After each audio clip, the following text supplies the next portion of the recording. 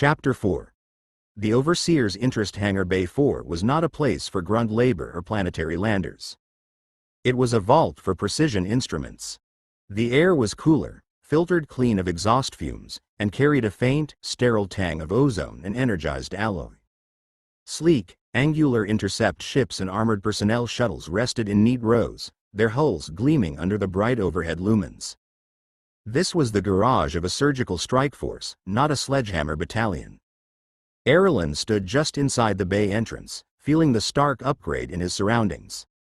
The new uniform, with its subtle silver piping, itched less but felt like a heavier disguise. Drudge Erlen. Report.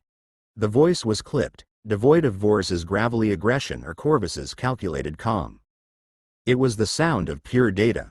Lieutenant Dax stood beside a shuttle's open hatch. He was a tall, lean man with close-cropped silver hair and eyes the color of frozen tungsten. His uniform was immaculate, no insignia of hammer or baton, just a simple, severe cut and a rank pin. A data slate was fused to his left forearm, its surface alive with scrolling glyphs. In his right hand, he held a T-scanner unlike any Erlen had seen, slimmer, more intricate, with a lens that pulsed with a soft blue light. "Sir," Erlen said, stopping at a respectful distance and coming to attention. Dax didn't acknowledge the gesture. He simply raised the scanner and passed it over Erlen from head to toe. The device hummed, the pitch shifting through several cycles. Dax's eyes flicked to the readout on his arm slate. For the first time, a flicker of something, not emotion, but professional assessment, crossed his features. "Interesting," Dax murmured, more to himself than to Erlen. "The chamber's work is evident. Baseline physical metrics enhanced by approximately 18%. Neural scarring from unsanctioned psionic discharge has been fully repaired.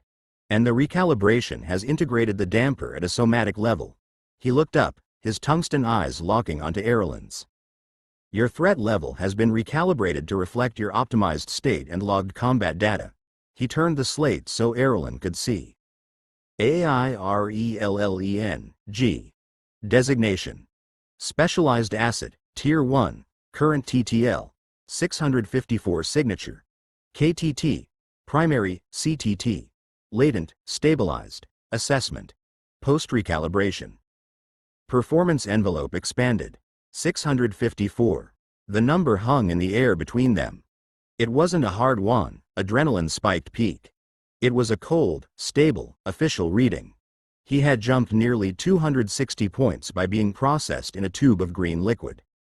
The path of grit and struggle he'd been on seemed absurdly quaint in the face of such effortless, institutional amplification. "It appears Sector Overseer Talus knew what she was doing," Dax stated, lowering the slate. "She identified a raw resource with a unique impurity and had it refined. You are no longer a drudge in function, only in residual rank. You are an asset. You will be deployed accordingly." She. Overseer Talus. A name. A female presence in the distant heights of power who had pulled his string. "What is my function, sir?" Erlen asked, his voice steady despite the storm in his mind. "Your function is to increase your value to the Empire," Dax replied, as if it were the most obvious thing in the galaxy. "Your previous engagements were wasteful. Pest control. Your latent psionic signature, however minor, and your demonstrated resonance with biological systems, marks you for more precise work." He gestured, and 3 other figures emerged from behind the shuttle. Erlen's new squad. Kale.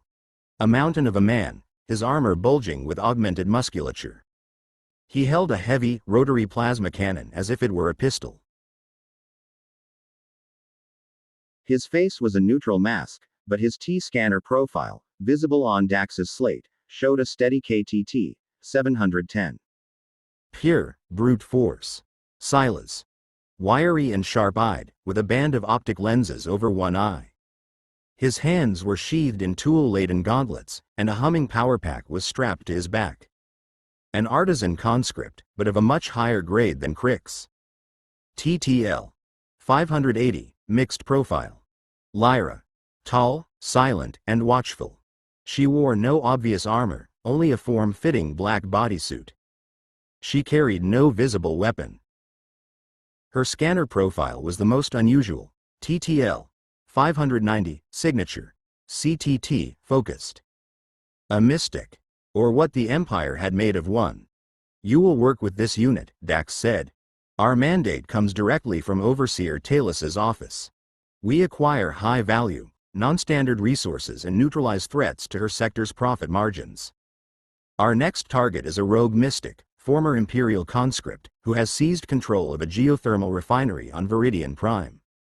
He is using the plant's energy output to amplify his psionic abilities, creating a disruption field that has stalled extraction.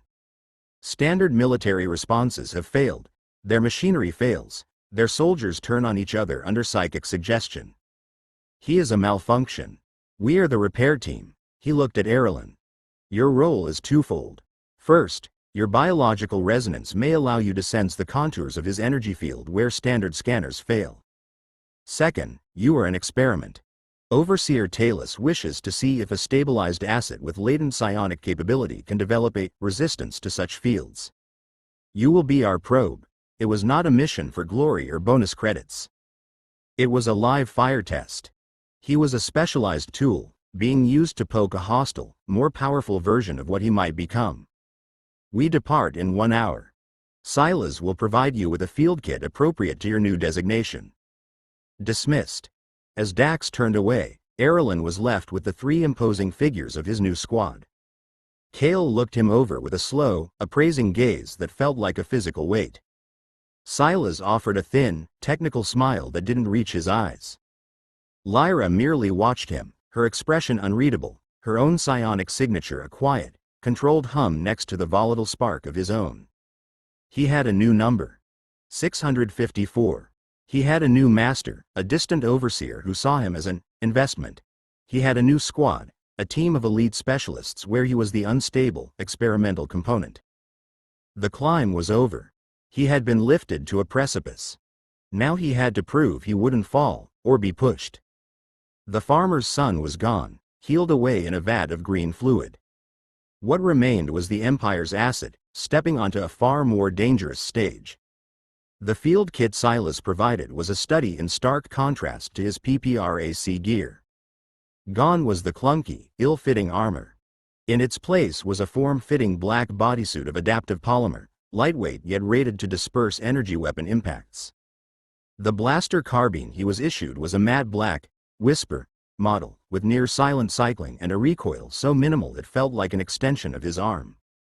It came with no lease agreement. It was simply his, a tool assigned to an asset. The damper on his wrist interfaced seamlessly with its systems, a constant, quiet hum in his awareness. Silas watched him suit up with a technician's detached eye. The suit monitors vitals and stress biomarkers. It will also attempt to log any psionic fluctuations. Try not to fry the sensors. They're expensive. Kale simply performed a methodical, silent check of his own massive weaponry, the calm of a glacier. Lyra stood apart, her eyes closed, one hand resting lightly on the hull of the shuttle. A faint, shimmering haze of air distorted around her fingertips, a visible manifestation of her focused psionic power, so controlled it interacted with light itself.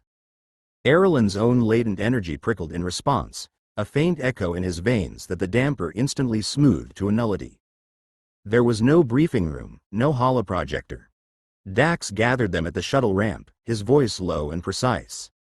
The rogue is designated Malkin. Formerly a CTT-800 asset in the Psychic Warfare Division. He suffered a feedback incident during a suppression campaign on Taraxis 3.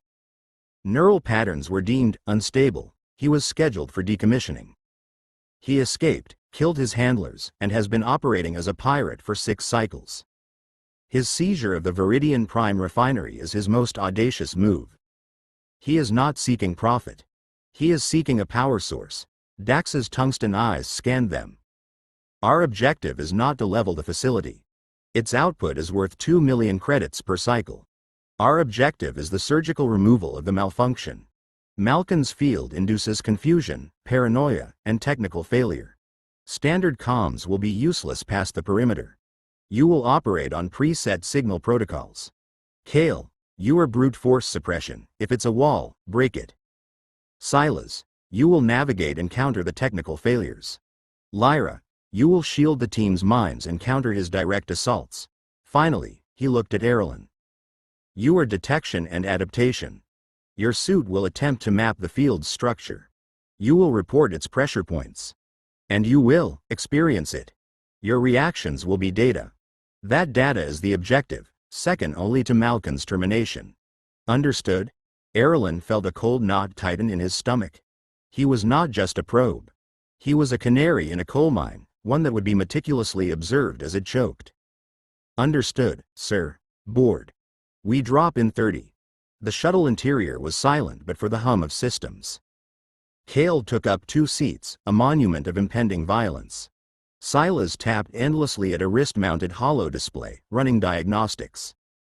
Lyra remained in her meditative state, the air around her still subtly shimmering. Erlen sat across from Lyra, watching her. He'd never been this close to a trained mystic, let alone one in Imperial service. He remembered the mystics of Glorfia, reclusive, serene, speaking of energy flows and universal harmonies. There was no harmony in Lyra's bearing. There was focus, control, and a chilling purpose. She was a scalpel, where the Empire usually used hammers. Your energy is untrained. Her voice was quiet, melodic, yet completely empty of warmth. Her eyes were still closed. It flares like a nerve exposed to air. The damper is a tourniquet.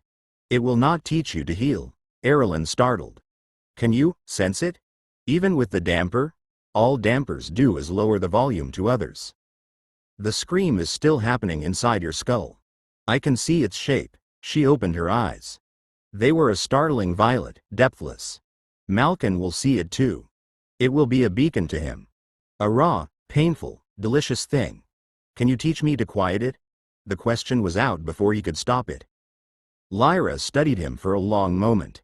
I was taught to focus my energy into a blade to cut minds. To build a wall to shield from them. I was not taught to quiet anything. I was taught to weaponize silence. She closed her eyes again, ending the conversation. Do not look to me for your cultivation, Asset. My path is not yours. Survive the field. That is lesson enough. The shuttle plunged into atmosphere, the ride smooth and silent. Through the viewport, Viridian Prime resolved. A world of deep canyons and roaring geothermal vents, lit by the violent orange glow of molten rock.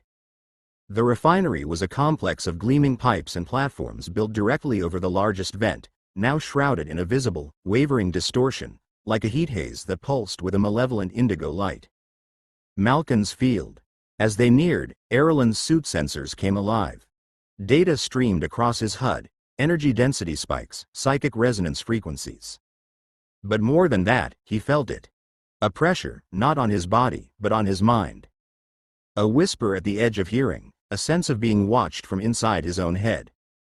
The damper hummed louder, a counterpoint to the invasive pulse. His latent psionic energy, the raw scream Lyra mentioned, stirred in response, not with power, but with a resonant fear. The shuttle set down 2 kilometers from the refinery perimeter, its engines whining into silence. The oppressive psychic pressure was a constant now, a weight on the chest. Dax stood. Silas, jammer up. Kale, point. Lyra, shield. Erlen, behind Lyra. Monitor and report. They moved out into an alien industrial wasteland. The ground vibrated with the planet's geothermal heartbeat. The air stank of sulfur and ozone. And over it all, the indigo distortion pulsed, making the very light seem sick. They had gone 500 meters when the first effect hit. Silas cursed. My tertiary systems are glitching. Inertial dampeners are reading false data. A moment later, Kale, marching ahead, suddenly spun, his cannon leveling not down the path, but back at them, his eyes wide with confusion and aggression. Lyra didn't move. She made a small, sweeping gesture with her hand. A ripple of silver energy, visible as a brief curtain of light, washed over Kale.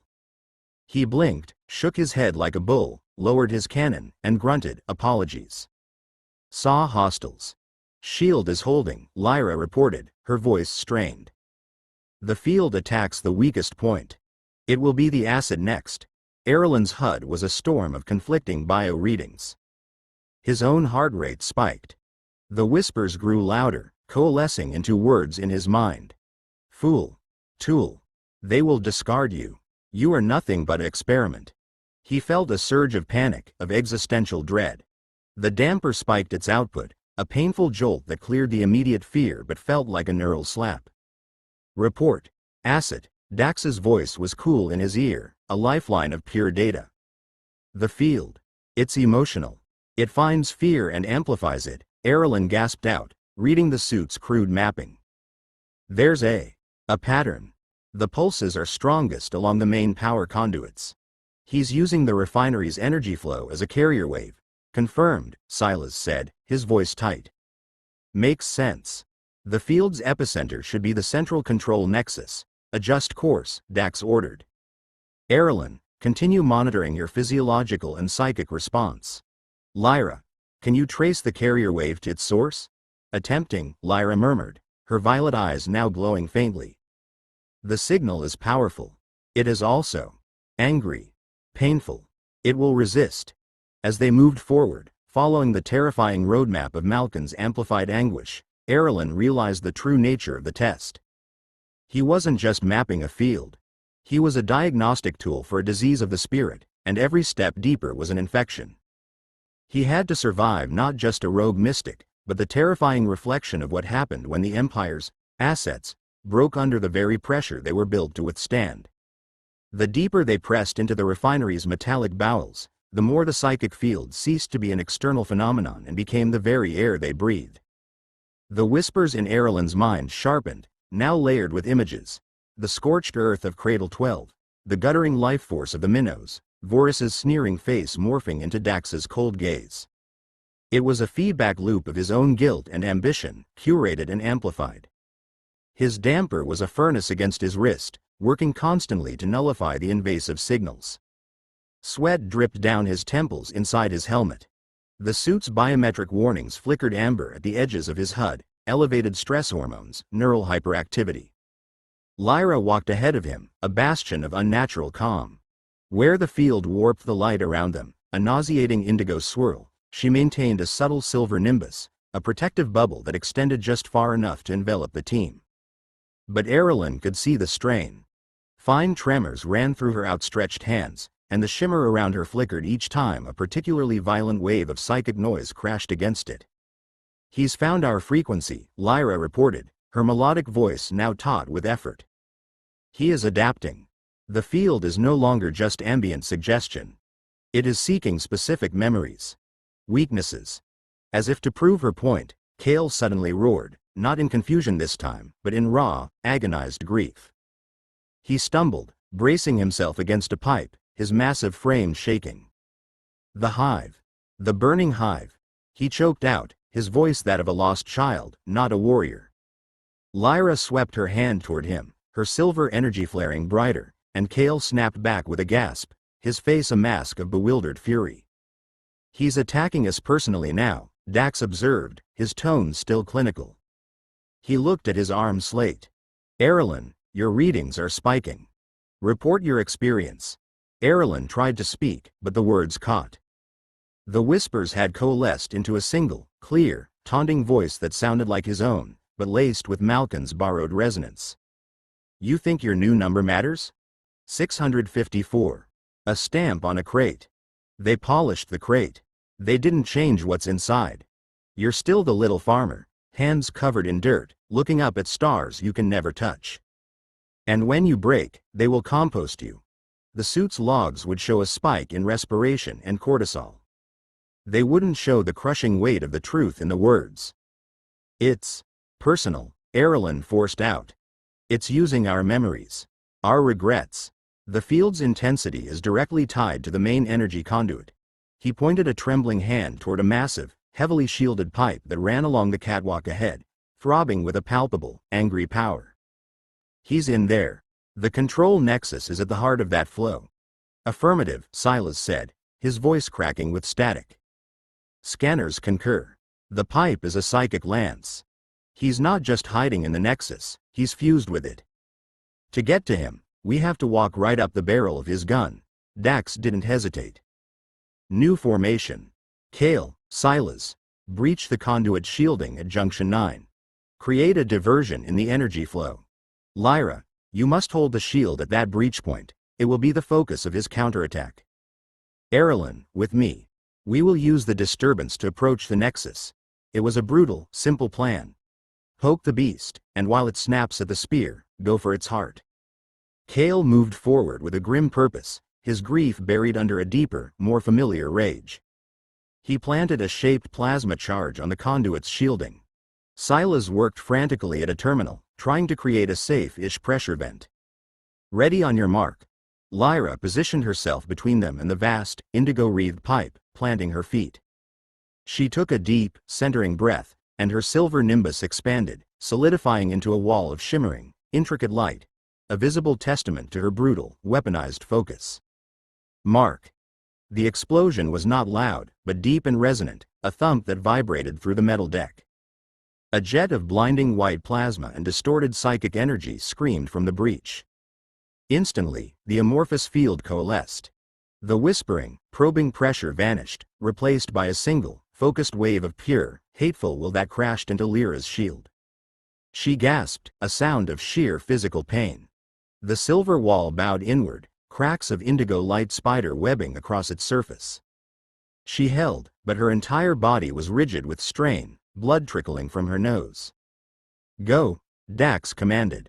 He and Erlen sprinted past the titanic struggle, down a narrow access corridor that led toward the Nexus. Here, the psychic pressure changed. The personal taunts were gone.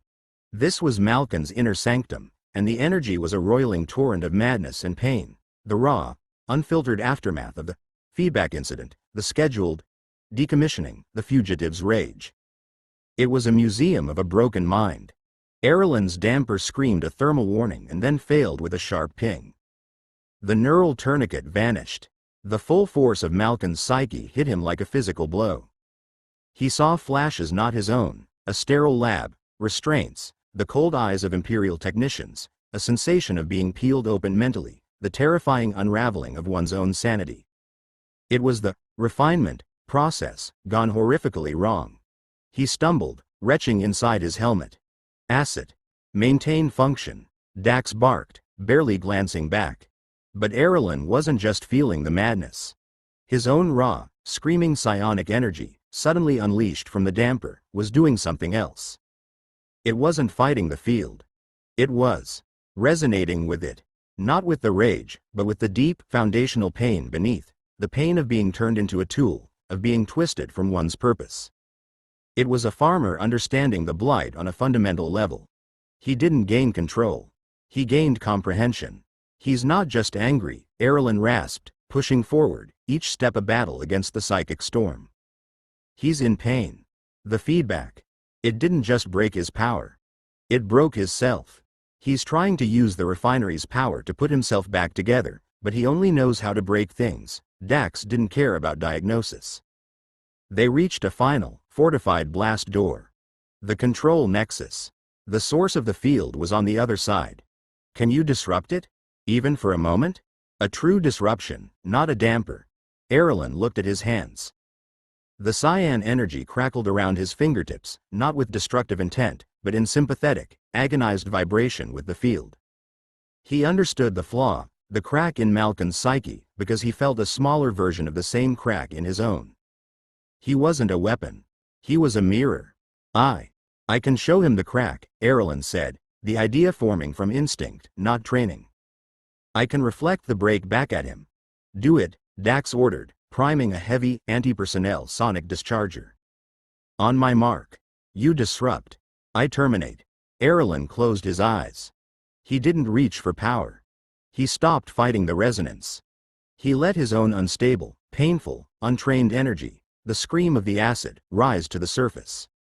But instead of projecting it outward as a blast, he focused it into a single, pure pulse of recognition. An echo of the breaking point. He placed his hands on the blast door and let it go. There was no explosion. The raging indigo field surrounding the door stuttered. The painful pressure wavered. For a split second, the whispered chaos resolved into a single, clear, shattered thought that echoed in both Erlen's and, he knew, Malkin's mind. I am broken. Now, Dax yelled. The blast door blew inward. Dax was a blur of motion through the smoke. Erlen stumbled after him. The control nexus was a cathedral of machinery, now overgrown with crystalline, psychic energy formations. In the center, fused into the main reactor interface by tendrils of solidified will, was Malkin. He was emaciated, his eyes wide pools of indigo light, his mouth open in a silent scream. His T-scanner signature would have been off the charts, a chaotic, unstable mess. He turned his gaze on them, the brief moment of shared recognition replaced by a fresh wave of defensive, annihilating fury. But Dax was already there. He placed the muzzle of the sonic discharger against Malkin's temple. There was no hesitation, no dialogue. The trigger clicked. A high-frequency pulse, inaudible but viscerally felt, erupted. The crystalline formations shattered. The indigo light in Malkin's eyes snuffed out. The oppressive psychic field vanished, leaving a ringing, hollow silence. It was over. The malfunction was repaired. Dax stood over the body, already inputting the mission success code into his slate. He looked at Erlen, who was on his knees, shaking, the unfiltered aftershocks of Malkin's death and his own reckless empathic broadcast washing through him. "Your method was unorthodox," Dax stated. "But effective. The data stream from your suit during the final interaction is unprecedented. Overseer Talus will be intrigued." Erlen looked from the lifeless husk of Malkin, a weapon that broke, to the cold, perfect efficiency of Dax, a weapon that would never allow itself to. He had raised his threat level by becoming a better, more nuanced tool. He had used his weakness, his empathy, his own instability, as a key. And the Empire had logged it all. He was an investment that had just paid a dividend.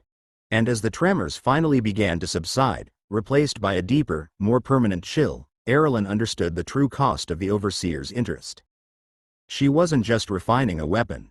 She was mapping the breaking points, so she would know exactly how much pressure her assets could take before they, too, needed to be repaired. Or terminated. The silence in the shuttle bay was heavier than the psychic field had been. It was the silence of spent adrenaline, of a job done, of data being quietly uploaded to some distant, calculating mind. The squad stood in a loose half-circle as a medtech droid scanned them for residual contamination. Lyra sat on a crate, her head bowed, wiping dried blood from her upper lip. The effortless silver nimbus was gone, replaced by a palpable exhaustion that seemed to deepen the lines of her face. She watched Erlen with those violet, depthless eyes, but her gaze was no longer merely assessing. It was curious. He had done something she could not comprehend, something outside the manual of weaponized silence. Kale leaned against the hull, his massive arms crossed. The moment of grief-stricken vulnerability was buried again under layers of armored muscle and silent contempt, but he occasionally glanced at Erlen with a grudging, animal wariness. He respected the kill, even if the method was strange. Silas was already elbow-deep in a panel on the shuttle, his technical mind seeking the comfort of fixable problems. Psychic backlash fried 3 tertiary control nodes.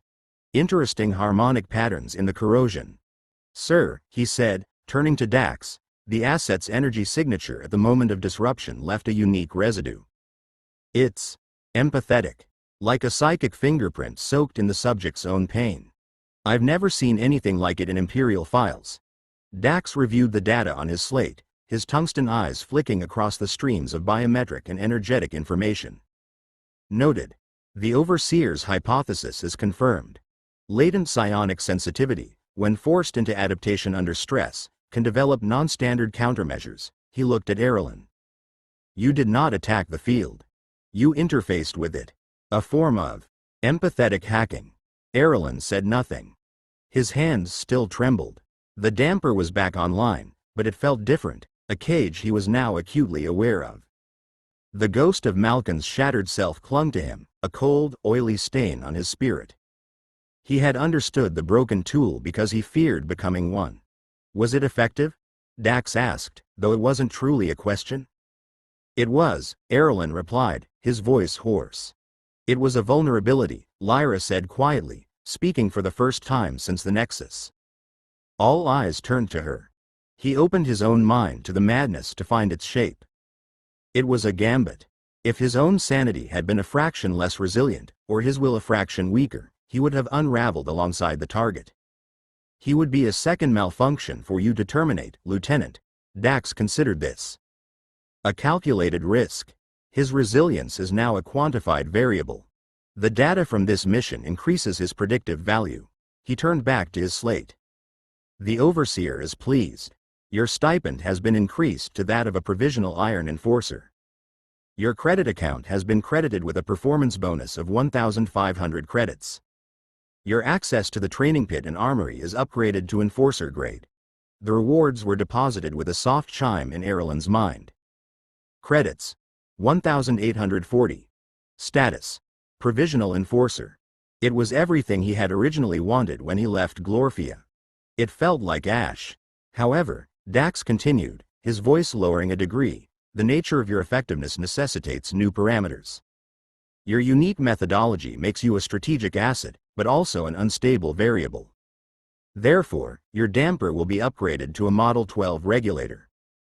It will not only nullify external psychic interference and prevent neural feedback, but it will also monitor and, if necessary, suppress any psionic activity that deviates from approved combat protocols. He produced a new device from a case. It was sleeker than the damper, but bulkier, with a small, ominous inhibitor node glowing with a soft red light. It is for your protection and for the security of the unit. You will wear it at all times.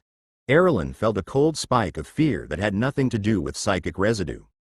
This was a leash. A collar that could shock him if he thought the wrong way, if he felt the wrong way. The Empire was investing in him by installing a better lock. Lyra's expression didn't change, but a flicker of something, recognition? Pity, passed through her eyes before she looked away. Sir, Erlen began, the protest automatic. Compliance is not optional, asset. It is the condition of your continued value. Dax's tone brooked no argument. The regulator will be installed before our next deployment. You are dismissed to your quarters. Debrief at 0600. The walk back to the asset barracks was a solitary one. The others dispersed to their own compartments. Erlen's new quarters were a small, private cell, another perk of his status.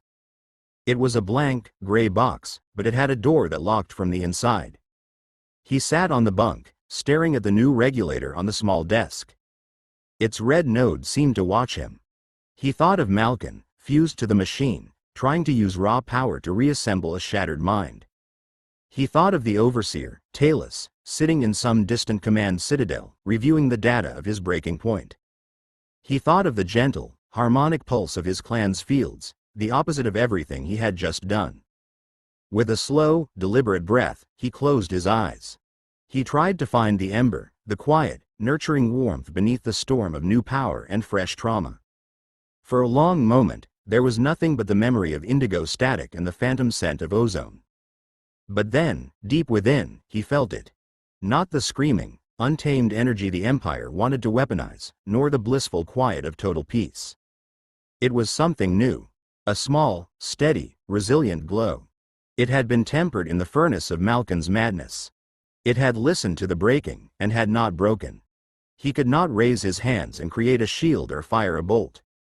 But he could feel this inner resonance, this quiet, unkillable understanding. The regulator could monitor his output, it could suppress a surge. But could it detect this? This simple, defiant act of being?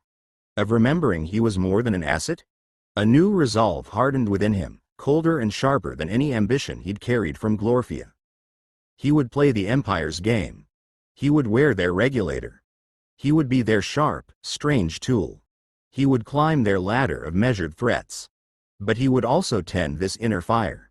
He would learn its language, not the Empire's. He would study control not for them, but for himself. The farmer's son was gone, but the mystic's path, however twisted, was now his own secret rebellion. He had seen the fate of broken tools. He would not break. He would become something they could not define, and therefore, could never truly control. He opened his eyes, picked up the Model 12 regulator, and clicked it onto his wrist. It sealed with a hiss and a soft, sync-up chime. The red node glowed steadily. Erlen, the investment, the asset, the experiment, lay back on his bunk. Outside, the machinery of the Empire hummed. Inside, a different kind of power, patient and deep, began its true work. The next stage of his training had just begun.